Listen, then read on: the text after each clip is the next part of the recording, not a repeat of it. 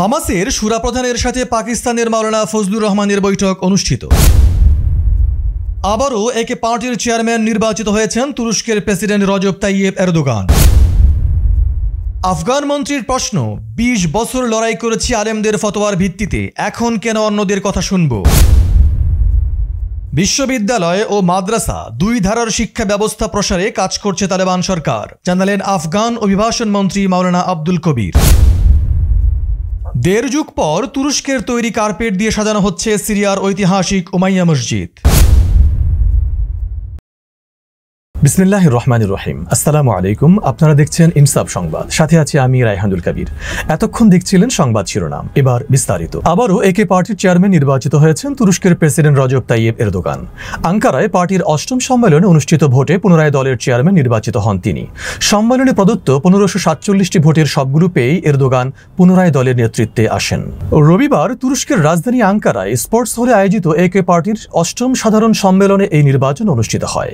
নির্বাচন বোর্ডের প্রধান আবদুল্লাহ গুলের জানান, মোট ১৬০৭ জন প্রতিনিধি উপস্থিত ছিলেন, যাদের মধ্যে ১৫৪৭ জন ভোট দেন এবং সবগুলো ভোট বৈধ বলে গণ্য হয়। একই ভোটে দলের গুরুত্বপূর্ণ ৪টি বোর্ডের সদস্যরাও নির্বাচিত হয়েছেন।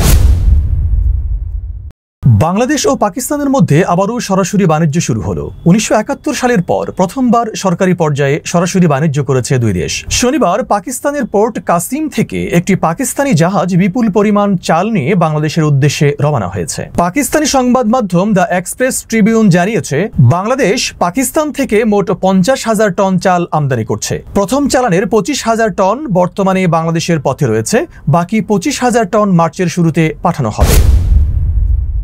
ইমারতে ইসলামিয়া আফগানিস্তানের সৎ কাজের আদেশ ও অসৎ কাজের নিষেধ বিষয়ক মন্ত্রী মাওলানা খালিদ হানাফি বলেছেন, শরিয়া বাস্তবায়নের ক্ষেত্রে তারা সম্পূর্ণরূপে তাদের ধর্মীয় আলেমদের উপর নির্ভর করেন এবং বাইরের কোনো শক্তির হস্তক্ষেপ গ্রহণ করবেন না। তিনি বলেন, প্রত্যেক যুগেই মতের পার্থক্য ছিল, তবে ইসলামিক শাসনের ঐক্য বজায় রাখা আমাদের দায়িত্ব। তিনি আরও বলেন, আমাদের জাতি ২০ বছর ধরে আমাদের আলেম ও শায়েখদের ফতোয়ার ভিত্তিতে লড়াই করছে। আমরা বাইরের লোকদের কথা শুনব না।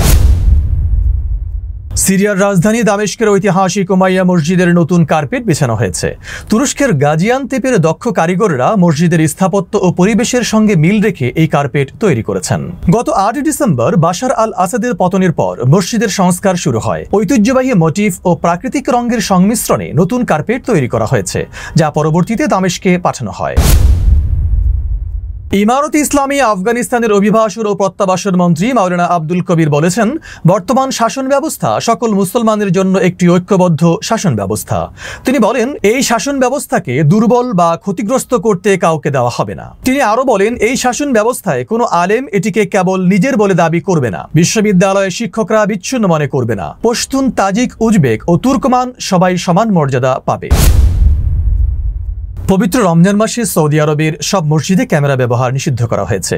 ইসলামিক বিষয়ক দাওয়া ও নির্দেশনা মন্ত্রণালয় থেকে দেওয়া এক নির্দেশনায় এই কথা জানানো হয়। নির্দেশনায় বলা হয়, তারাবিহ সহ সকল নামাজের সময় ছবি তোলা বা ভিডিও ধারণ করা যাবে না। পাশাপাশি সরাসরি সম্প্রচার বা অন্য কোনো মাধ্যমে এসব নামাজের ভিডিও প্রকাশ করাও বন্ধ থাকবে। মন্ত্রণালয় আরও জানায়, ইমাম ও খতিবদের এই নির্দেশনা কঠোরভাবে মেনে চলতে হবে। মুসল্লিদেরও ধর্মীয় শিষ্টাচার বজায় রেখে মসজিদের পরিবেশ ও পবিত্রতা রক্ষা করতে হবে। এই নিষেধাজ্ঞার মূল উদ্দেশ্য হল মসজিদের পবিত্রতা রক্ষা করা এবং মুসল্লিদের নির্বিঘ্ন ইবাদতের পরিবেশ নিশ্চিত করা। হারামাইন শরীফাইনের প্রধান শেখ ডক্টর আব্দুর রহমান আল সুদাইস বলেন, রমজান উপলক্ষে মুসল্লি ও ওমরা পালনকারীদের জন্য সর্বোচ্চ মানের সেবা নিশ্চিত করা হবে। ডিজিটাল প্রযুক্তির ব্যবহারের মাধ্যমে মক্কা ও মদিনার ইবাদতের অভিজ্ঞতা আরও সুন্দর হবে। ফিলিস্তিনের ইসলামী প্রতিরোধ আন্দোলন হামাসের মজলিসে শুরার প্রধান আবু উমরের সঙ্গে সাক্ষাৎ করেছেন জমিয়ত উলামায়ে ইসলাম পাকিস্তানের সভাপতি মাওলানা ফজলুর রহমান। বৈঠকে গাজা ও ফিলিস্তিনের বর্তমান পরিস্থিতি নিয়ে আলোচনা করেন উভয় নেতা। এ সময় হামাস ও জমিয়তের শীর্ষ নেতৃবৃন্দ উপস্থিত ছিলেন।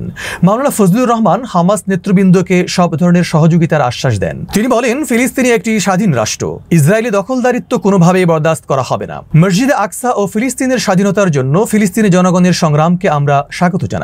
তিনি আরো বলেন, পাকিস্তানের জনগণের প্রতি আহ্বান জানাই তারা যেন ফিলিস্তিনি ভাইদের সর্বোচ্চ সহযোগিতা প্রদান করেন। হামাসের মজলিসে শুরার প্রধান বলেন, মুসলিম উম্মার পক্ষ থেকে গুরুত্বপূর্ণ দায়িত্ব পালন করছেন মাওলানা ফজলুর রহমান এবং জমিয়ত উলামায়ে ইসলাম। তিনি আরো বলেন, গাজ্জার পুনর্গঠন, চিকিৎসা খাতের উন্নয়ন এবং সেহরি ইফতারের সহায়তা করতে পাকিস্তান সহ মুসলিম উম্মার প্রতি আমরা আহ্বান জানাই।